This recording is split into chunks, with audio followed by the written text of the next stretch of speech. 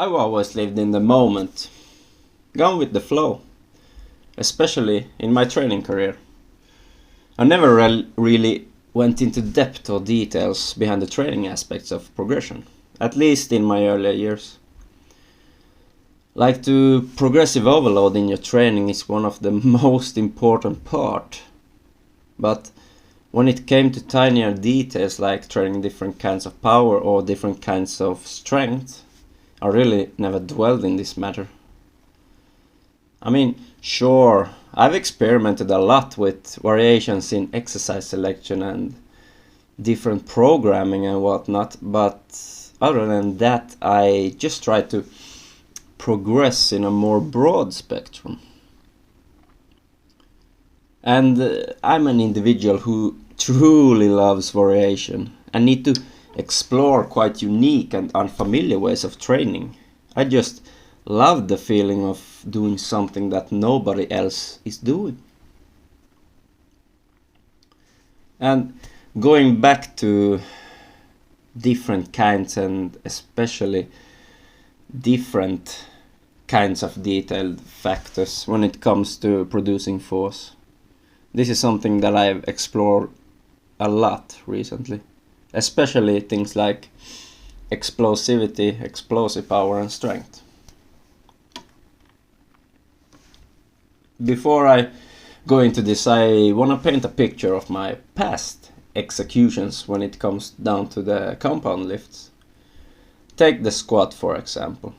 I mostly tend to perform my squat in a quite controlled and slow rep range, or this is at least what I strive to practice. I never really did the explosive and faster type of repetitions. I came across on this matter a few weeks ago to try to perform vertical jumps as warm up to my squats.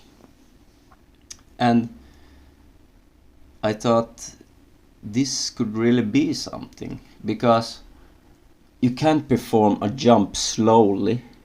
It's explosive and a fast movement pattern.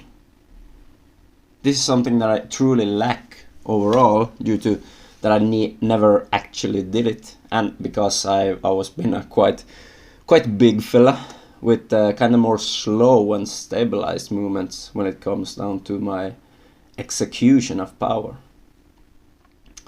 I mean, a lot of people don't need to deep dive into these kinds of matters and still achieve amazing feats, but these kinds of training areas isn't even necessarily the one for me either. But I still think it's valuable to explore.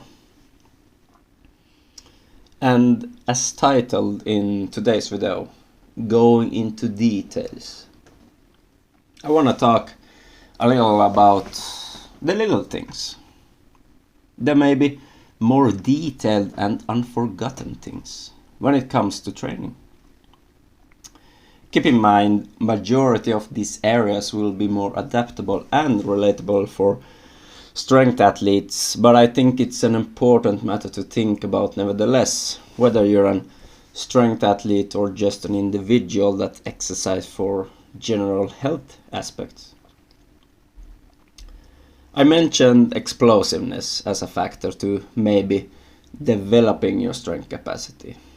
But another thing that maybe isn't that small but maybe a tad forgotten is mobility. Yeah, training mobility is quite usual and is put out as an important part of our both functionality and development in building muscle and strength, but I still would value it as underperformed or forgotten in a sense. Because the people I see doing actually regular mobility drills in their training or just training to increase this factor on a daily basis is quite small of a number. It's not a lot of people. Not at least that I know. Well, I didn't do this either. This is just like the core guys. I talked about this in one of my earlier videos where I referred training things like the core or mobility as boring, but yet very essential. And sadly, this is the truth. It's boring. I won't sit here and say otherwise, and when you work out you wanna have fun, wanna do something enjoyable too, you know? But for me, I really learned and still is getting to know that I need to work on this. I mean, guys, you can work on technique, have strong muscles and really put in the work, but if your mobility is lacking, there won't be a difference. You need mobility. Some more than others, but you need the little things. I mean, I have so much luck potential due to my limiting mobility in so many lifts. I'm not saying this will fix and unlock all my strength capacities, but I can tell you for sure I would be able to put on a lot of more and progress much more effectively. I mean, I may be talking about now that I never trained mobility. I have, and I noticed this same problem with my ankle mobility in my squat back a couple of years ago, and now my squat depth couldn't be better. But this issue is coming back to haunt me in other ways. And to be honest, this is a matter of experience and progression level as well. I do believe the more experienced and the more you progress, the more impact little things as explosiveness, mobility, breathing, core activation, etc. will have on your performance. As I said, my mobility has, for example, improved a lot in my ankles, but I can really tell that other areas start to affect as much now, and I'm especially talking about my mobility in my shoulders and the thoracic spine. Further due the upper area of my spine and back. This is something that I've really been aware of for a long time, but neglected because I've been fine doing it in the past. But now I can tell how it really limits my performance. And it's not just one lift it affects, guys. Due to this, my shoulders are quite internal rotated, which puts me in a more hunched position. This issue limits me from, let's say, locking out correctly in vertical pressing, puts me in a weaker position in my deadlift, it's building a more forward lean in my squat position, and it's limiting my execution of an optimal bench arch. These are all factors, big and important factors, that are being limited for the lifts that I use the most, the lifts that I might actually want to compete in. So yeah, time to step it up.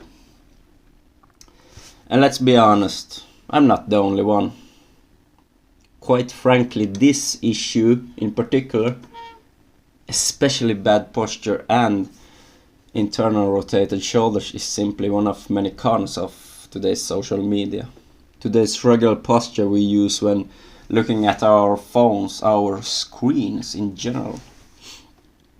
As for the posture at work, I recommend and highly use standing tables.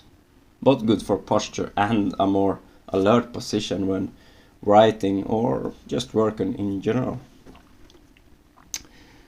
And in the past I've also thought about this. I reflected upon my strength itself, but I'm starting to think that's not it.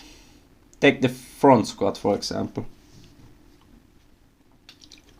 I actually front squatted the first time in a long time the other day, and I realized something.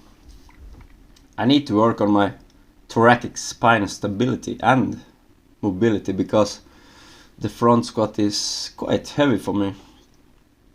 I mean, it's not heavy to squat it per se, not at all, but what makes it heavy for me is keeping the upper back extended and holding the bar itself in that position.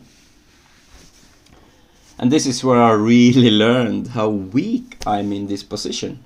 My upper back muscles isn't weak necessarily, but I'm weak in my upper back area of the spine in this particular position and moving pattern. This makes sense though, because front squats isn't that much about quads as people think. It's about the back, it's about the spine, isn't it?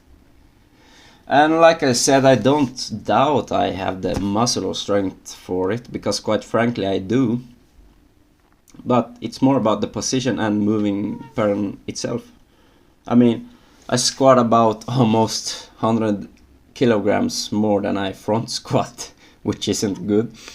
You're really supposed to be able to front squat 50% of your back squat optimally.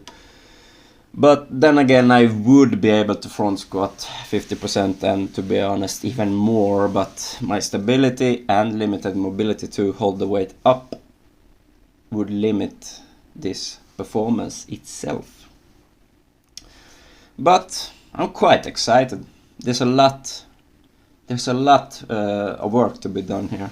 But I'm quite confident that this improvement will add a lot of weight to all of my squat, bench, deadlift. So can't wait. And okay, mobility isn't really a new thing for me. It really isn't. I've done it a lot. The real problem here is the consistency. Like I said, I've done it before and improved my mobility a lot, but then I maybe stopped doing it or just took a break from it. That's all. And you need to be consistent. Same goes with training, really. You need to be consistent with what you do to really exceed your limits and progress. And due to mobility not being so excited of a matter, it just gets forgotten sometimes and swept under the rug. Same with the duration of each mobility exercise. I want to get this out there, because maybe if you're someone who are looking to incorporate stretching or just mobility in general, okay. When it comes down to stretching, I would recommend you holding each stretch for minimum 40 seconds up to maybe 70 to 90 seconds. Because I see so many complaining about stretching and realizing they only do each stretching exercise for just about 15 seconds or max 30 seconds. That won't do anything to your muscles, man. And you don't have to practice this each day, but as long as you're consistent and state a routine, if you will, everything else will work together great. And this is what I need to do now as well. I need to establish a routine to really keep my mobility in check. Well, that was it for me today, you guys. Appreciate you watching this video, and I'll catch you on the next one.